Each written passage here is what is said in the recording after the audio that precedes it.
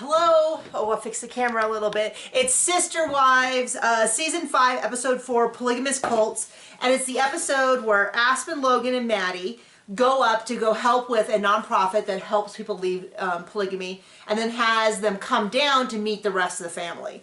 Not their most shining moment as a family. Well, I mean, incredibly painful to watch, knowing what we know now. Yep. For sure. But it's also, a lot of it isn't making sense. So a lot of it, especially Christine, and you know I like Christine, but a lot of it, Christine, this wide-eyed innocence of like, I had no idea this kind of thing was happening. And I'm a little bit like, and I was like, did the Warren Jeffs things not happen? But they explain in the episode that he's in jail. He's in jail, and they've mentioned it on the show before. So I'm a little bit like, does Christine not read any of the news? Did no one fill her in? Because she's very much like, I didn't know men could be such bits. And I'm like, but I thought you guys knew this sort of thing happened and talked about how your relationship is so different. So Christine comes off a little bit disingenuous. I'm going to give her a B-, maybe a C+ for this episode.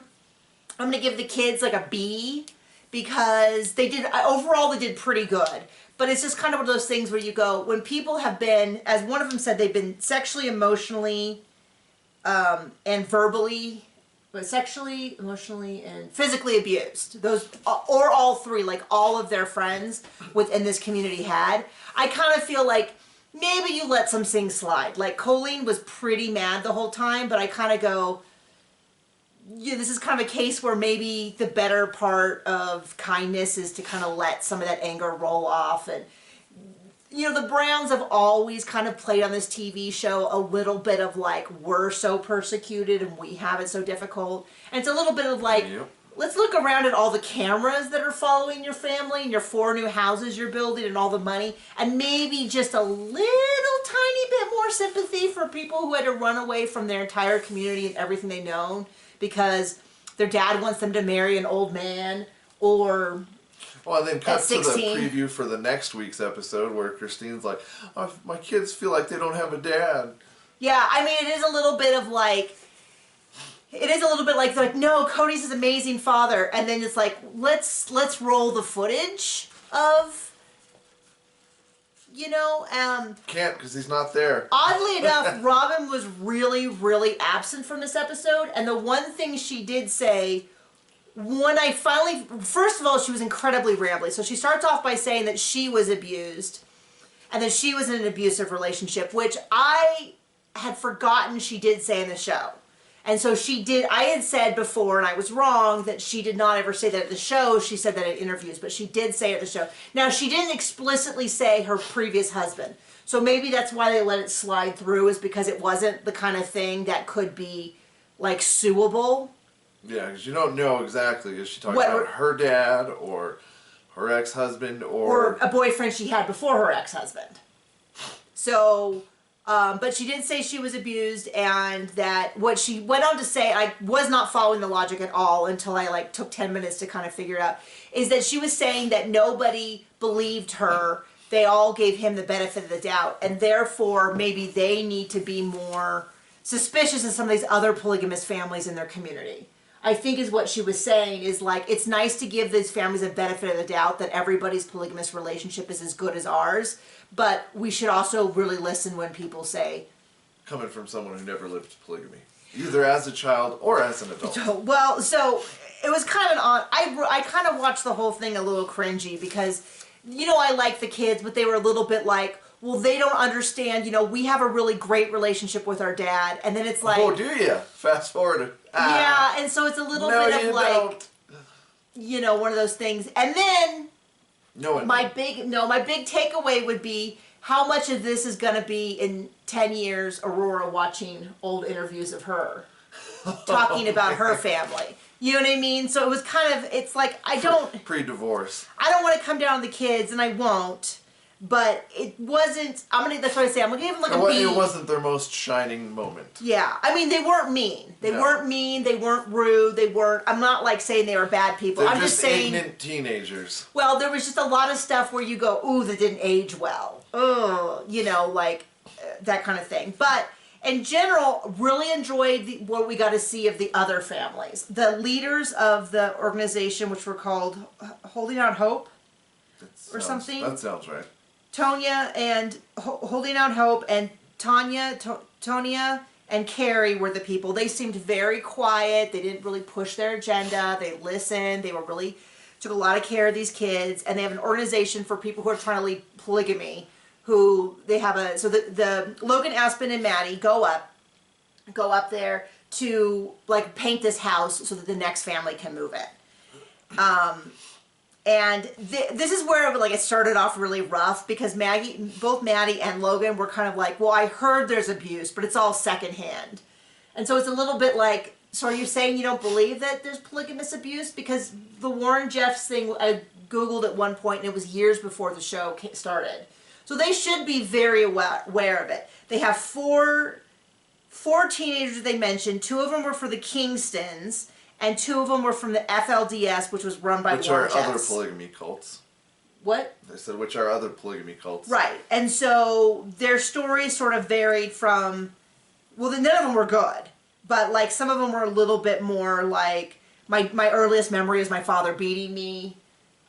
To just stuff like my dad wanted me to get married at 16 and I married a man he didn't approve of, so he had me leave. I mean, they're not great, but, and then I think it was Colleen who said, and this is one of those things where you just go, ooh, like, ooh, this is aged so differently than it was when I first watched it. Colleen saying, you know, there's probably a lot that goes on in their parents' marriages that they don't see. And it's just like, wow, is she a truth sayer? Now, Colleen especially, she was the most vocal of all the kids. She's the angriest of all the kids, but I sort of feel like that's understandable because of what she had gone through. And, you know, Maddie had a lot of empathy for what these kids had gone through. Janelle had a lot of empathy. Like, I am not criticizing them. I'm just saying. Yeah, we are.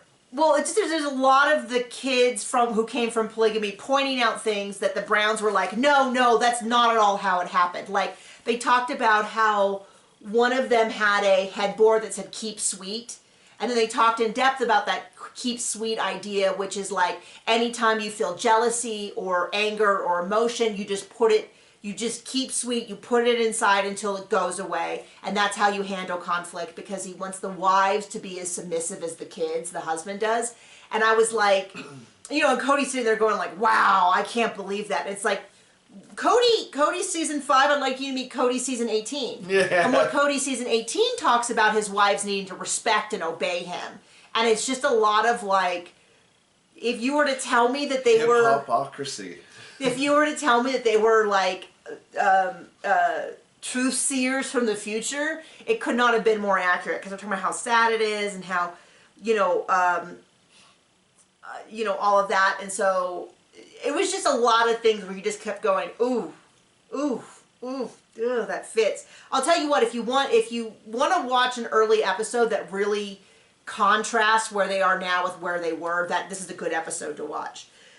So it's long and hard to watch also. It felt like 2 episodes that had been stuck together later on. It felt like forever. The first episode was them visiting with the kids. And I did feel a little bit of like, I don't know, it did feel a little bit of like, let's send the teenagers to go deal with some of the really hard topics. And then the parents are sort of like, I didn't know any of this happened. And I was like, how can you not? Like, I'm in a good marriage, but I am well aware of there's a lot of bad marriages out there that are really abusive.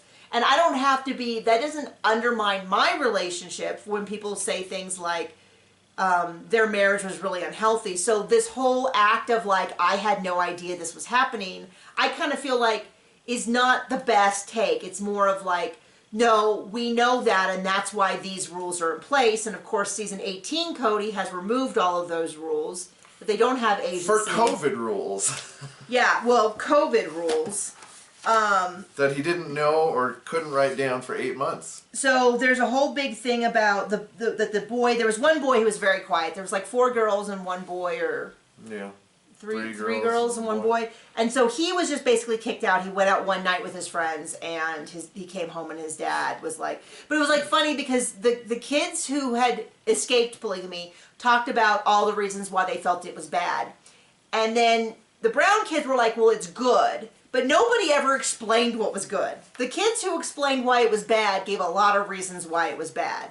The kids that were, the brown kids were sort of like, well, it can work. And I thought, but you've never really explained why. And especially the weird thing to me is, if we had a natural birth rate of like 3 women to every 1 boy that is born, you would say, well, this works out perfectly so everybody can have a mate.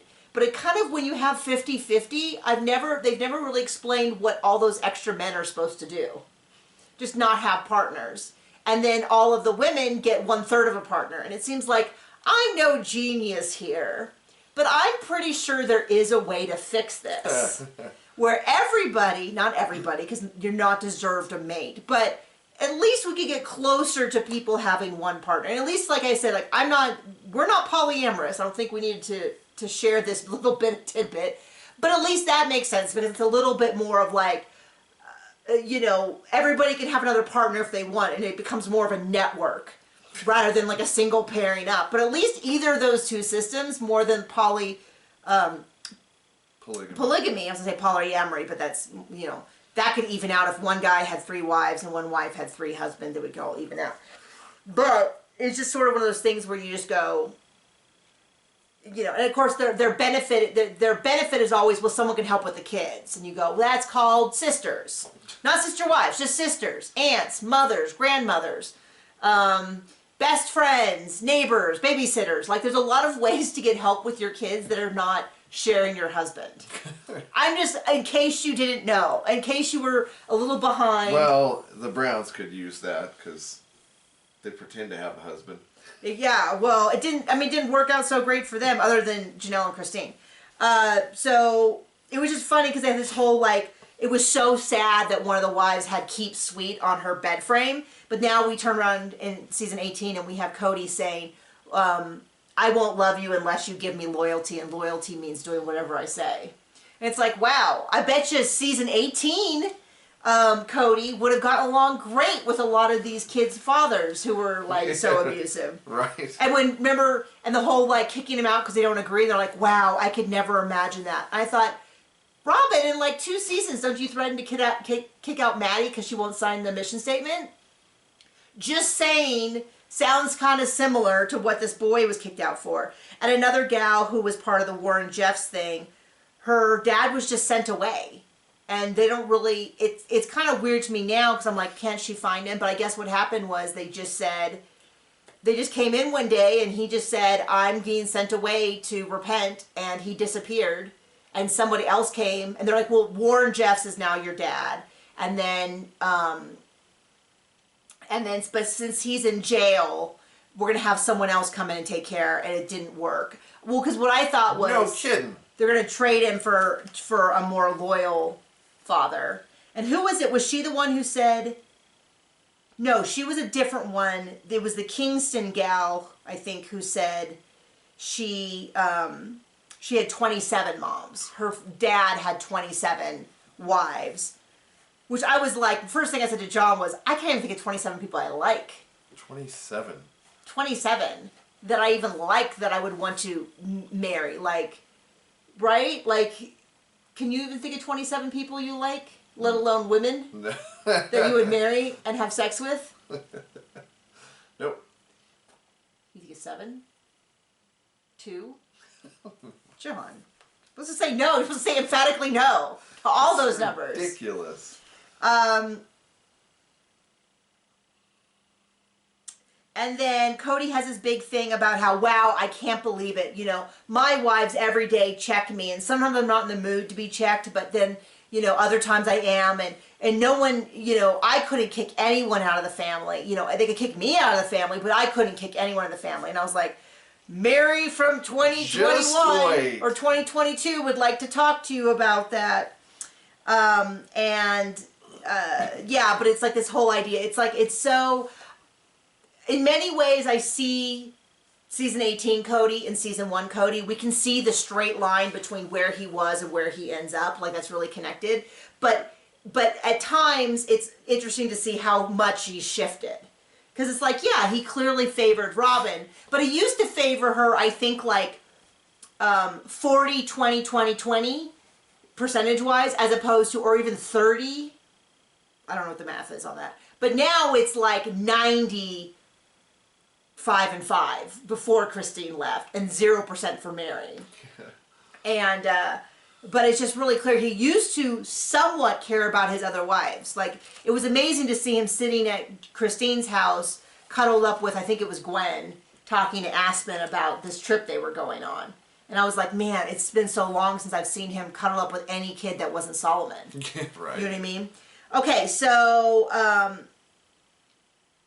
and then there was a whole big thing about Robyn, about how she was abused, but she doesn't specifically say her ex-husband. She just says her relationship. Names, so she's just very... And then there's this whole big thing about Christine. Well, first of all, Janelle cries. She's like, I don't know how you just don't cry all the time. These stories are so sad. And then this is where Christine's like, I didn't know men could be such bastards. I didn't know. And she's crying. And I just kind of feel like, but I thought you guys all knew about Warren Jeffs. Like, I thought this whole thing, like, so it's a little bit like, I get it, you're still a fan of polygamy. And what I got this weird vibe from Christine when she was talking about this organization, because she's like, what if this organization had found me? Yeah, she was weird about it. When I was having a difficult time with Cody, would they have convinced me to leave?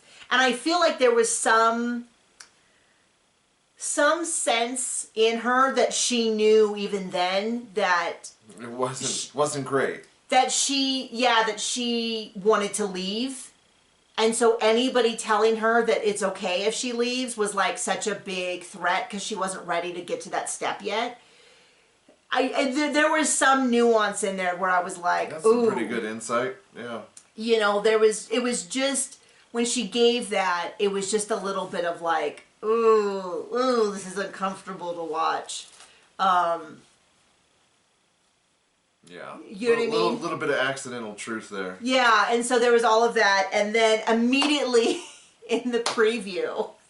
Immediately. So they're talking, and I didn't catch this when I first watched it for sure, but here she is talking about how all this stuff, polygamy is so great, and immediately in the preview is her sitting down with Cody saying, my kids don't ever see you, they feel like they don't know you.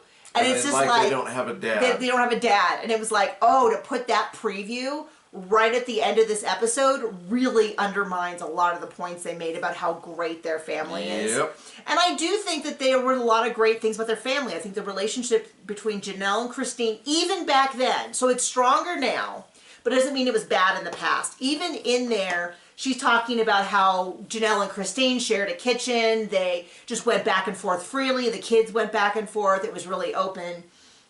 You know, they had a lot of kids that were the same age. I honestly, especially with the older kids, I have a hard time. I have to really stop and be like, okay, this child belongs to this kid. Because I was sitting there thinking Maddie was Christine's. And I'm like, nope. Maddie and Logan are Janelle's.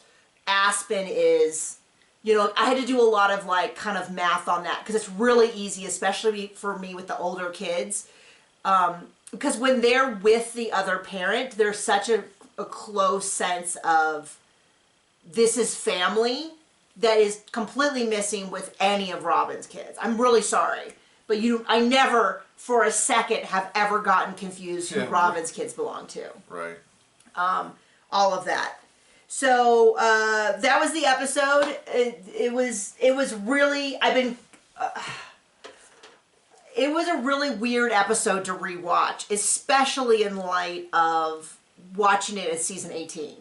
While we're watching season 18. But thank you for joining us so much, and we will see you around. Bye!